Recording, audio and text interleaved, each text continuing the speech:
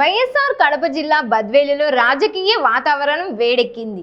Badvel ZPTC Vangala చిన్నపోల్ Reddy arrest వ్యవహారంపై వైఎస్ఆర్సీపీ నేతలు తీవ్ర ఆగ్రహం వ్యక్తం చేస్తున్నారు. స్థానిక వైఎస్ఆర్సీపీ కార్యాలయంలో నిర్వహించిన మీడియా సమావేశంలో రాష్ట్ర సంయుక్త కార్యదర్శి విపి పోల్ రెడ్డి మాట్లాడుతూ టీడీపీ నాయకుల రాజకీయ కక్ష సాధింపుల్లో భాగంగానే ఈ అరెస్టు జరిగిందని ఆరోపించారు. ఈ సందర్భంగా పుట్టాయిపల్లి సర్పంచ్ జయరాం రెడ్డి, 21వ వార్డు కౌన్సిలర్ భూమిరెడ్డి, ఓబుల్ రెడ్డి తదితరులు పాల్గొన్నారు.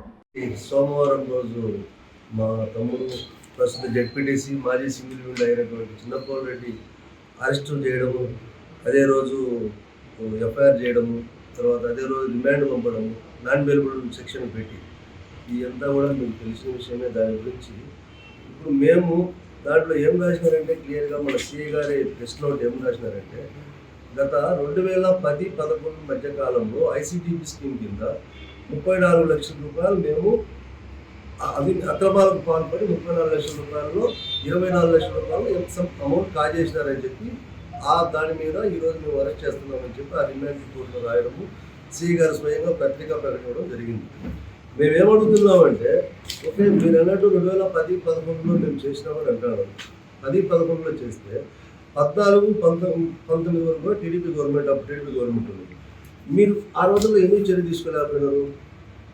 మేము చేసినట్టు ఓకే సరే, మీరు తీసుకోలేదు. 19 నుంచి 24 వరకు మా వైఎస్ఆర్ గవర్నమెంట్ ఉంది.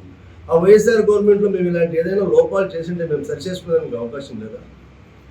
ఏమైనా మాకు అవకాశం ఉంది కదా, మాకు సమయం ఉంది కదా, మేము ఒకవేళ చేసినట్టే. కాకపోతే ఇక్కడ కూడా ఈ కంప్లైంట్ ఇప్పడం కూడా ఎవరు చేత ఇప్పించినారు?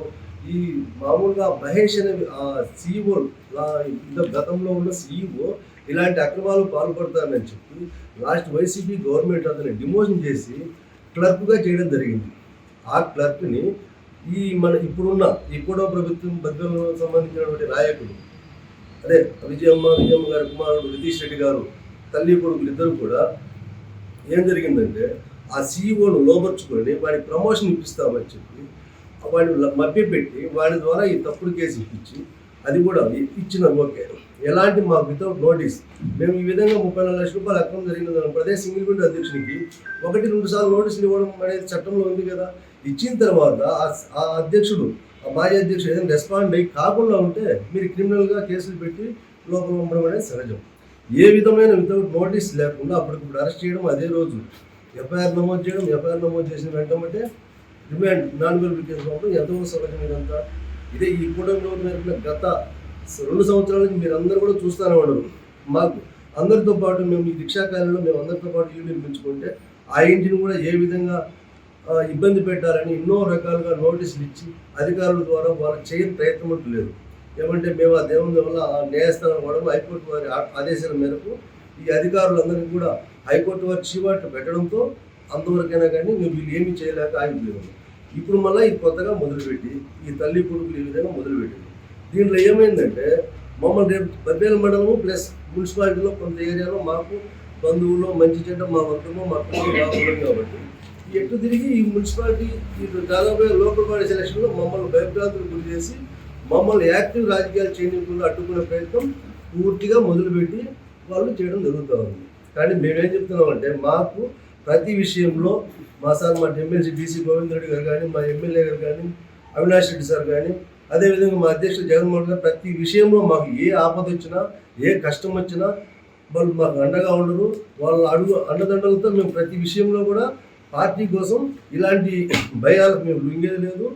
ఎంతవరకైనా మేము ముందుకు వెళ్ళడానికి ఎలాంటి ఇబ్బంది లేకుండా పోతుంది. రేపు జరగబోయే లోకల్ బాడీ సెలక్షన్లో కావచ్చు, ఇంకా వేరే విషయాల్లో కావచ్చు, మా కార్యకర్తలు ఏ అన్యాయం జరిగినా కూడా మేము వాళ్ళకి ఎన్నుదన్నుగా ఉంటాం. అదేవిధంగా మేము చేసిన ఈ అక్రమ కేసు గురించి కూడా మేము ఖచ్చితంగా న్యాయస్థానం ద్వారా ఆశ్రయిస్తాము. వీళ్ళు చేసిన ఈ తప్పుడు అక్రమ కేసును న్యాయస్థానం దృష్టిలో పెట్టి ఖచ్చితంగా మాకు న్యాయం జరిగేంత వరకు మేము పోరాడతాం. కానీ మరి ముఖ్యంగా ఒకటైతే చెప్పగలుగుతాను, ఇది ఇట్లనే ఉండదు. కర్మ సిద్ధాంతం చాలా గొప్పది. ఈరోజు ఒకటి జరిగే చర్యకు ప్రతిచర్య ఖచ్చితంగా ఉంటుంది. ఈరోజు మా కుటుంబాన్ని వేదనకు మనోవేదనకు గురి చేయొచ్చు.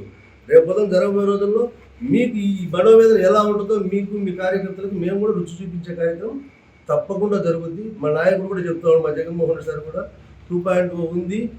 ఆ 2.2 అనేది డిఫరెంట్గా కూడా ఉంటుంది అనేది ఆయన అంటున్నాడు. ఆయన అడుగుదలలో మేము నడుస్తాము. ఖచ్చితంగా దీనికి మీరు తగిన మూల్యం అయితే చెల్లించుకునేదని సిద్ధంగా ఉండాల్సిన పరిస్థితి ఉందని మీ ద్వారా మేము వారికి తెలియపరుచుకుంటున్నాం.